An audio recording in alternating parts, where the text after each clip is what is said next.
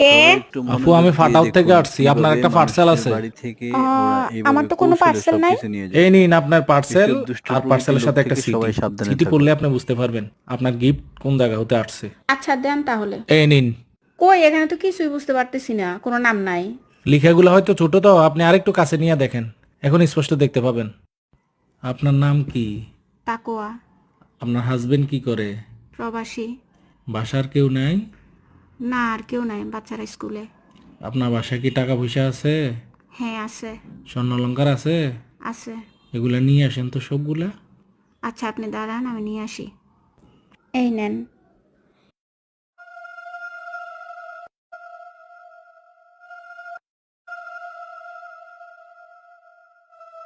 Scopolamine বা শয়তানের নিঃশ্বাস, এই রাসায়নিক দ্রব্য ব্যবহার করে মানুষকে সর্বশান্ত করে দিচ্ছে প্রতারকেরা।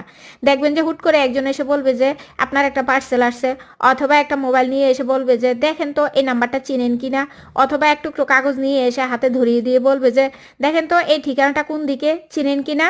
সো সাবধান হন। অপরিচিত কেউ যদি নিজে থেকে কোনো কিছু নিয়ে আসে বা কথা বলতে চায়, অবশ্যই মাস্ক পরে অথবা 1 ফুট দূরত্ব বজায় রেখে কথা বলবেন। এই সচেতনমূলক ভিডিওটা ভালো লাগলে শেয়ার করে দিবেন, অন্যকে সচেতন হতে সহায়তা করবেন।